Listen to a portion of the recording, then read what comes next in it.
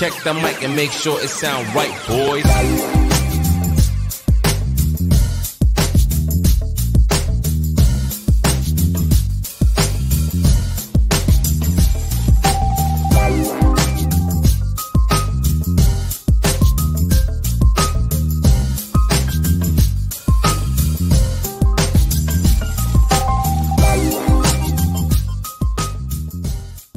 Les Fictionautes, partenaires de Geekology. Comics version originale, comics version française, comics vintage, atelier de peinture Warhammer. Les Fictionautes, 5 rue Biscara, 06000 Nice.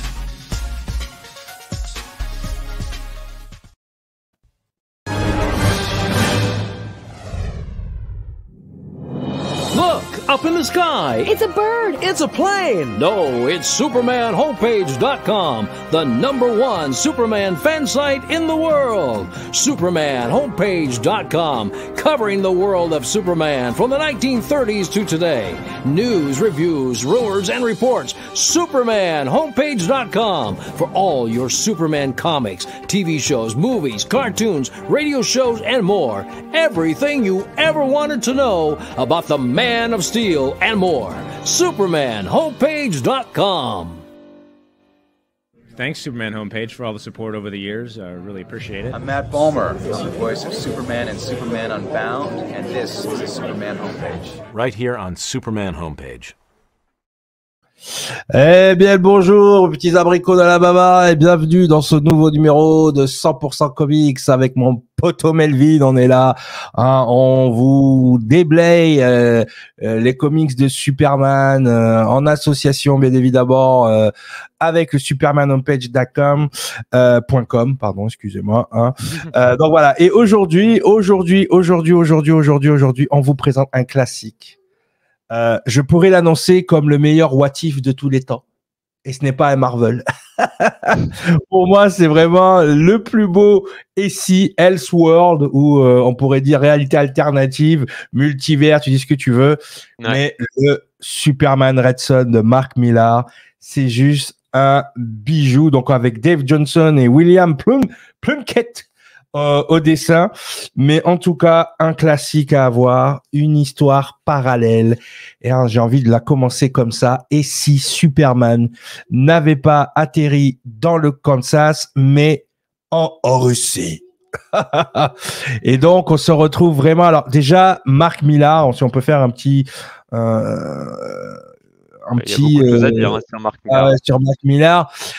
Pour ceux qui connaissent pas, Mark Millar, c'est The Authority, c'est aussi comment ça s'appelle, Jupiter's Legacy, Jupiter Circle. C'est vraiment, voilà, c'est un monsieur qui n'a plus besoin de faire son nom, mais effectivement c'est quelqu'un qui a toujours œuvré dans des histoires vraiment géniales. Enfin, moi j'ai toujours kiffé, et je pense que son côté Jupiter's Legacy ou Jupiter Circle, c'est-à-dire super-héros dans le passé, on le voit aussi apparaître dans ce petit bijou. Au début, j'étais très réticent à lire Red Son, pour vous dire que alors en bon fan à la con de Superman, hein, parce que le bon fan à la con, c'est quoi? C'est qu'il ne veut voir Superman que lumineux, hein, il n'a pas envie de voir un Superman qui ne défendrait pas truth and justice in the American way, hein, comme on dit, même si ça a changé entre-temps, mais c'est vrai qu'on a toujours le récit, le narratif que les États-Unis sont les gentils, les Russes sont les méchants. Et donc, de voir apparaître Superman du côté Ruskov, c'était très compliqué pour moi. Pour moi, c'était, voilà, je suis un enfant des années 80, hein, qui a grandi, on va dire, un peu dans la guerre froide. Et donc, c'était très compliqué. Mais Mark Millar a fait un travail de titan. Par rapport, alors toi globalement, qu'est-ce que tu peux nous en dire, Melvin? Donc toi tu l'as lu bien évidemment, quel a été ton ressenti? Parce que c'est vrai que toi tu as un ressenti différent du mien par rapport à Superman. Tu n'as pas toutes ces théories, mais qu'est-ce que tu en as ressenti? Alors moi il faut savoir que j'ai lu le comics, donc celui qui est là, je l'ai lu après avoir vu l'animé. Tu as vu l'animé d'abord, d'accord. Ouais. parce que tu sais, justement, comme c'était Superman, moi dans ma tête, j'étais, bon, je vais pas acheter du Superman, donc je vais autant voir l'animé. Et en fait, l'animé, c'était une tuerie. Et, ils ont pris quelques libertés parce que honnêtement, quand j'ai lu celui-là, il y a deux, trois libertés sur même sur un petit peu le Batman, il change un petit peu l'origine de mémoire. Mais surtout la fin du comics, c'est une tuerie. C'est vraiment, tu sais, parce que des fois, ça commence super bien, puis après, ça commence un petit peu, on sent que ça s'essouffle, et sur la fin, ça retombe un peu, tu vois. Mais là, je trouve que c'est maîtrisé de bout en bout. En plus, on a plein d'origines, de personnages qu'on connaît, mais qui sont revisités. Ils sont revisités à la mode russe, quoi. Hein. C'est, enfin, à la mode. Et surtout, on a une chronologie un peu comme dans ce qu'on a chez Marvel avec l'histoire d'une vie chez Spider-Man. On a une vraie chronologie, c'est-à-dire qu'il arrive en 1938, donc en Russie, donc à la date de la création du comics. Donc on vit l'ère stalinienne en tant que telle, puisque Superman et donc du coup, alors.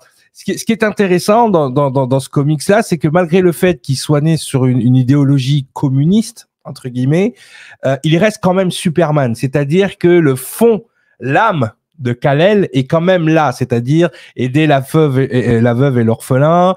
Il va sauver des gens dans le monde entier. Et ce qui est intéressant à ce moment-là, c'est de voir le regard américain au moment où Superman émerge, parce que effectivement, il le voit comme une arme créée par les soviétiques, quoi, finalement.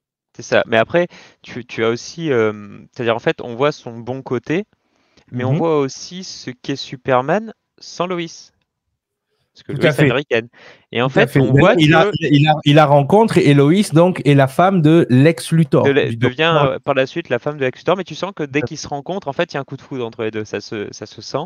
Ah oui, mais les âmes sœurs, malgré n'importe quel multivers, hein, forcément, elles se reconnaissent. Voilà. C'est ça.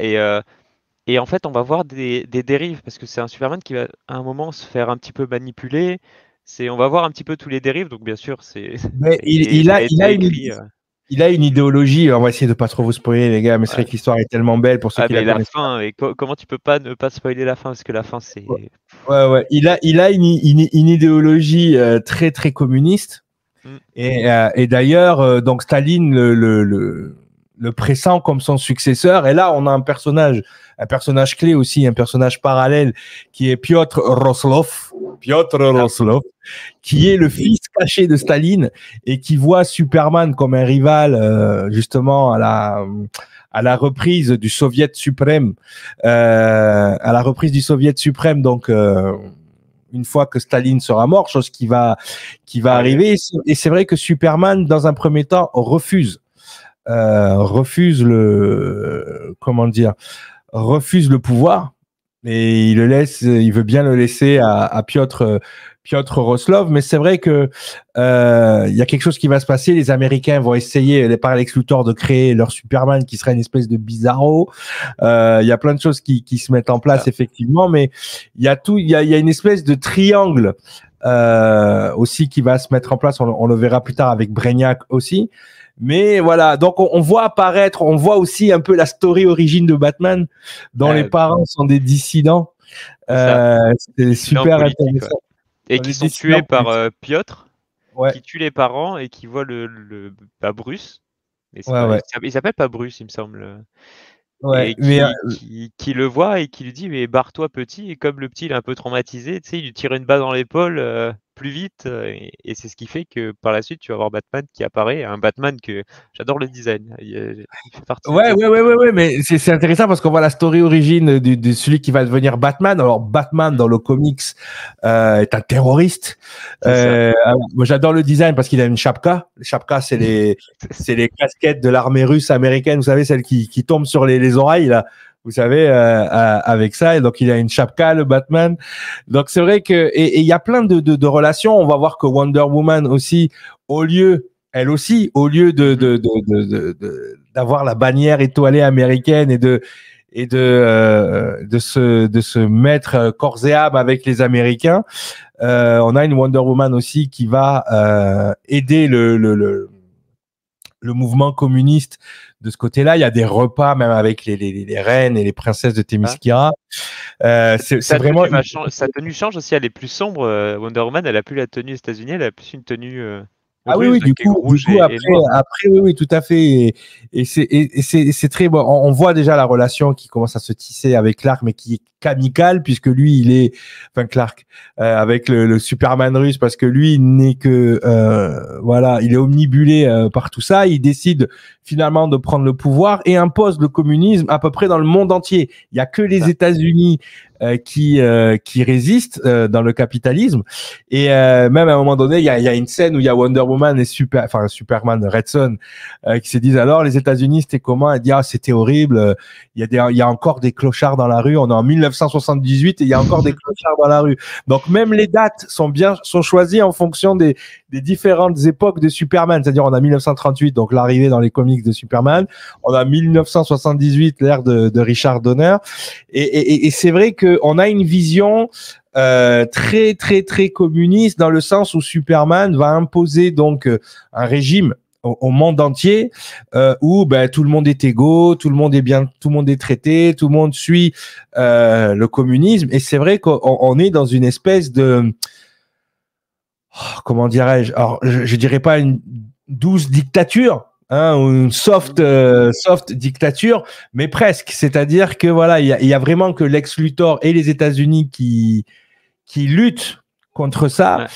Et on va voir des choses quand même un peu dures où les dissidents sont chippés par un programme créé par Brainiac, si j'ai bien compris. D'ailleurs, j'étais déçu parce que le Batman russe dure très peu de temps, alors que je suis fan de Batman. Ouais. Et la finalité, c'est Superman qui vient et qui lui dit mais Batman, t'inquiète pas, tout va bien se passer, je vais t'inhiber, quoi, je vais te mettre la puce. Et Batman qui dit jamais de la vie et qui se fait sauter. Et c'est tellement Batman. Ouais, ça fait penser au vaccin un peu. Il a un vaccin, mais c'est pour le cerveau. C'est un peu pareil.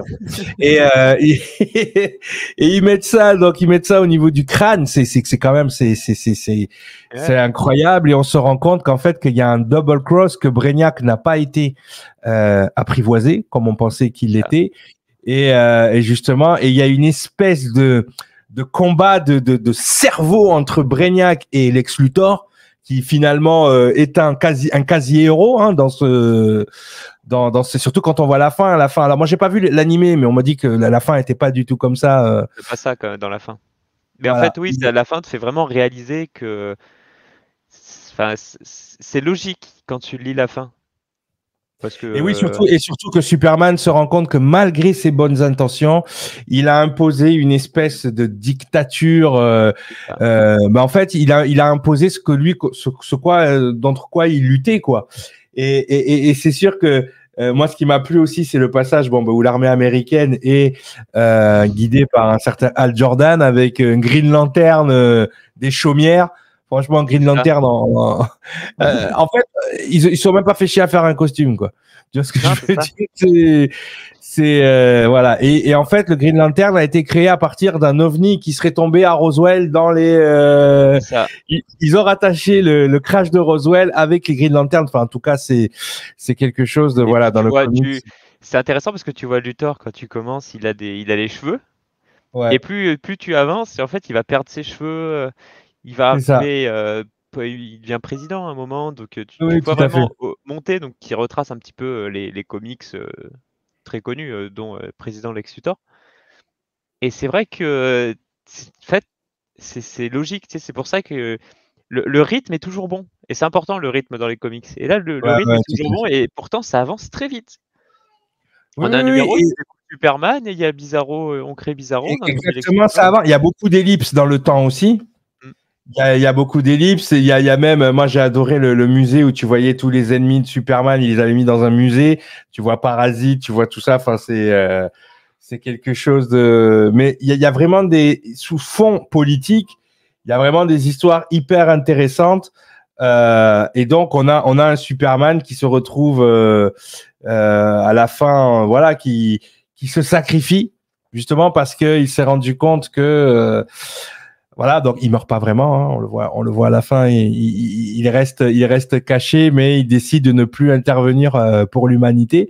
Donc c'est vrai que de voir les comment dire, l'histoire vue des yeux des Américains avec un Superman russe, aussi, on voit tout de suite comment l'idéologie de l'époque, c'est-à-dire qu'un Superman qui arrive au Kansas, c'est tout de suite un héros, c'est tout de suite un champion, alors qu'un Superman qui arrive en Russie est tout de suite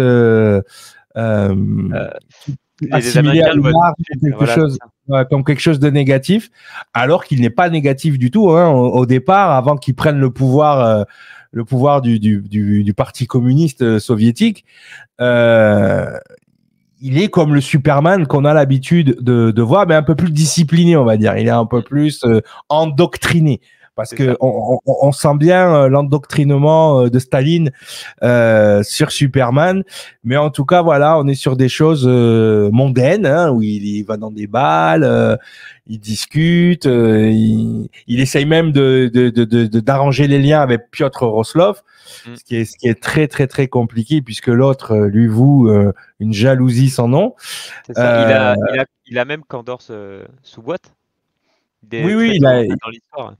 Mais oui, parce que de toute façon, comme il arrive à désarçonner Brainiac, enfin pense avoir désarçonné Brainiac, forcément il a les bouteilles. En tout cas, qu'est-ce que tu pourrais nous dire alors toi, t'as préféré Dave Johnson ou Ryan Plunkett au niveau graphique? Honnêtement, en lisant, j'ai pas trop senti le passage de l'un à l'autre. On sent pas trop. C'est vrai que Plunkett, il a vraiment une plume qui est plus douce, je pourrais dire un peu plus colorée. Mais sincèrement, on ne sent pas trop le passage de l'un à l'autre. Ouais. On le voit, hein, là, tu vois, c'est beaucoup plus cartoony, on va dire un petit peu. Mais on ne sent pas trop le passage de l'un à l'autre. C'est vraiment agréable à lire. Pour moi, c'est quelque chose qui, d'ailleurs, on le voit dans les croquis à la fin. C'est quand même assez intéressant de voir la différence des croquis, les Wonder Woman et tout. Pour moi, c'est un must-have, sincèrement. Voilà, Dave Johnson. Hop. Voilà, juste pour voir la différence. Plunkett est plus dur un petit peu dans ses dessins. Mais là, ça ressemble un peu au croquis d'Alex Ross, un petit peu. Hein. Ça ressemble. C'est très Alex Ross. Pour moi, en tant que personne qui n'aime pas forcément Superman, je dirais que c'est partie des comics que, en tant que fan de Superman, il faut avoir lu. Parce que ça donne vraiment une autre vision. Mais tu sens, comme tu disais, tu sens toujours Superman. Ça veut dire que tu sens que l'essence est là, mais tu as une vision opposée. Ben, je pense que ça rentrait dans un discours un peu trop, on va dire, métaphysique. Tu sens l'âme de Superman, pourtant il a un esprit différent. C'est-à-dire, il a un ego endoctriné différemment, son esprit mental est différent, mais en revanche, l'essence est toujours là, quoi. Et ça, c'est intéressant parce que c'est ce qui ressort du comics. C'est que malgré le fait qu'il soit tombé en Russie, il reste quelqu'un de foncièrement bon, qui essaye de faire le bien, mais que finalement, quoi qu'il arrive, c'est l'endoctrinement.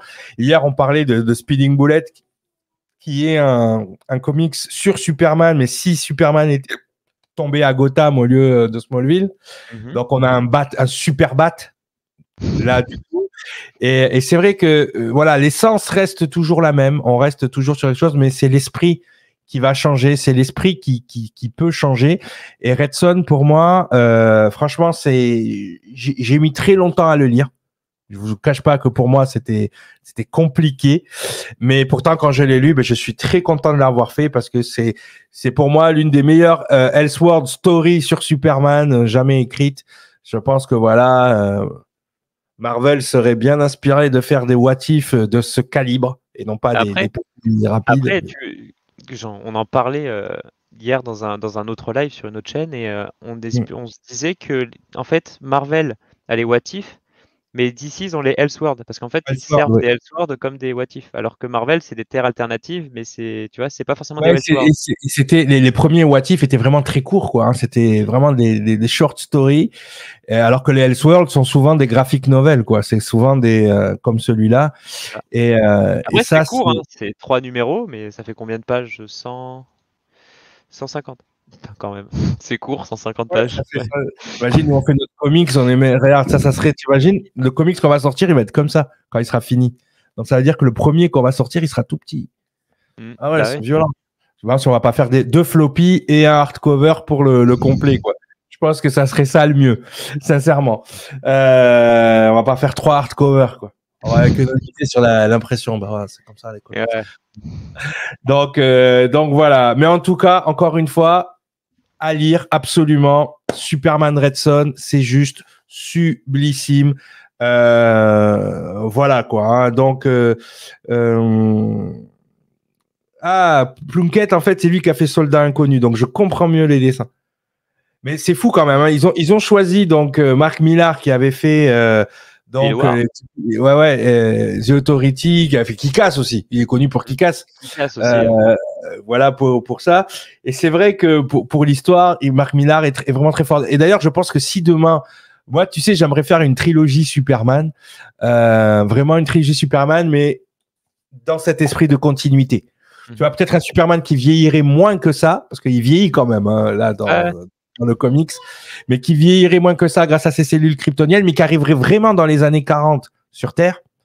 Enfin, voilà, qui arriverait vraiment dans les années 40 sur Terre, qui participerait comme New Frontier à la guerre avec Wonder Woman, qui elle non plus ne vieillit pas, donc ça serait pas déconnant, avec l'ancienne JSA, les anciens Flash et tout. J'adorerais faire un film comme ça. Ensuite, faire un film années 80, Superman dans les années 80, vraiment, voilà, un peu comme on a eu avec Christopher Reeve, et de faire un troisième qui serait Kingdom Come.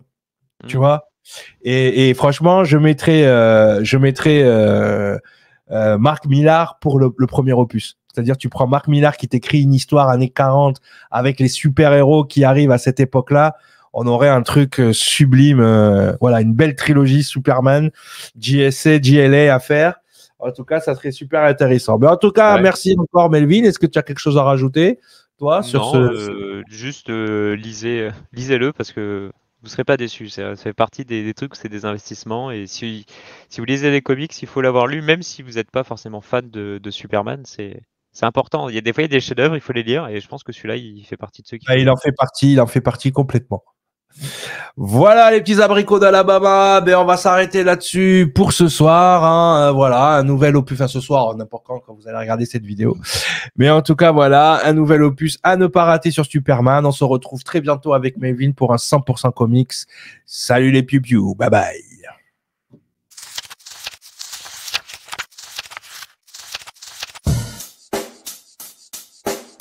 Check the mic and make sure it sound right, boys.